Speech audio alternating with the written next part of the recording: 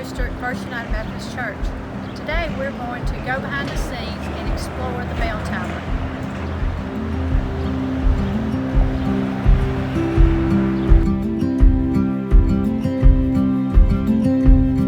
Okay, we are at the top of the bell tower right now, and I've got Hale, who is the chair of property, to go over some of the history of the bell tower, and I'm going to let him go through the history so that you can learn some of the very important part of this bell tower.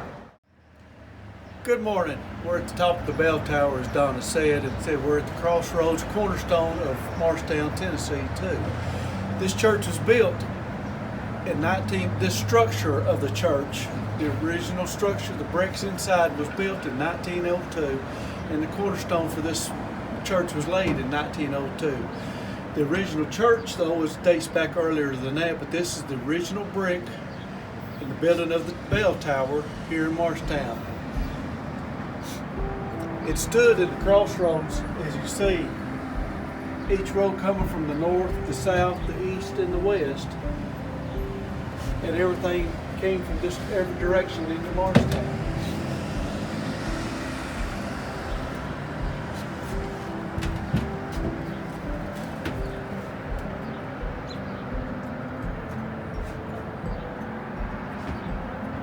As I said, this church was, the cornerstone was laid in 1902, and in Ace's sermon this past Sunday, she did a lot of references to the cornerstones of her old church down in Von Orr, the foundation it was set on, and the foundation this church is set on is here at the cornerstone.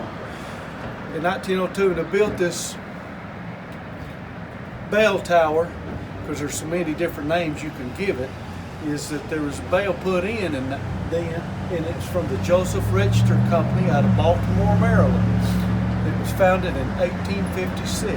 And this bell, pretty historical company, because he first made the first bell, was called Big Sam in Baltimore, that weighs 6,500 pounds. It was at the top of the city fire department tower, and that's what they rang the fire department in on.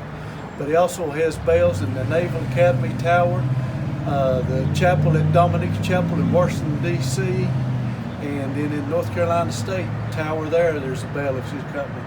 But it was founded, as said, this bell has been up here since 1902, give or take a few months, don't know exactly the date, and it still works.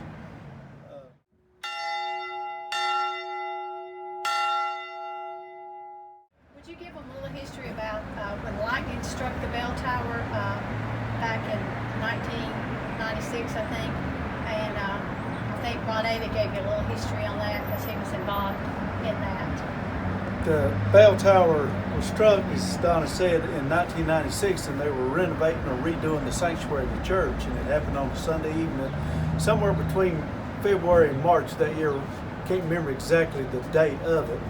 And the fire department was just right across the street at the time over here on the Hale fire hall, and they had seen it strike the church and they knew something was on fire, but they couldn't get into the church.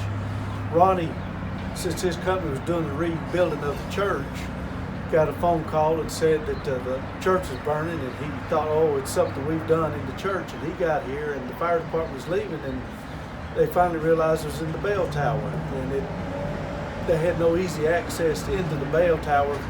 They did get the fire put out. What damage was done, it was rebuilt. They did put a new metal roof, which it has on it now, at the time, because the cost was going to be so high at the time. But in the process, there's a catacomb ladder system that was installed below us now that makes it easier access to get up here. Of course, you just look down from the top of the bell tower, you can see the catacomb ladder structure that was engineered and designed so you can get up here easier. And it makes it pretty nice to be able to get up here and and to see the town of Morristown from a different perspective up here in the bell tower.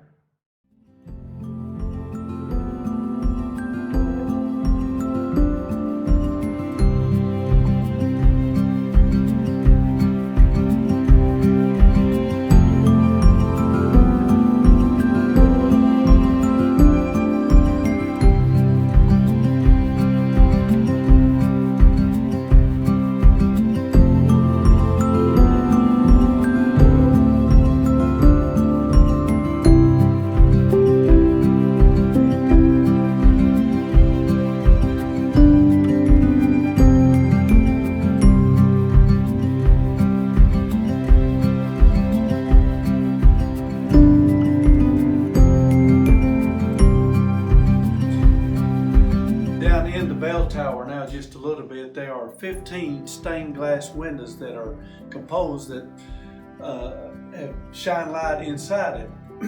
Last summer we had a project of a company come in and take the windows out, put new plexiglass on the outside that protects them from weather, protects them from vandalism, just protects them overall, and had it all redone and repainted and cleaned up on, you know, inside and outside. And said we don't know the exact history behind these windows because they don't really look like the ones in the church, but they are beautiful stained glass windows.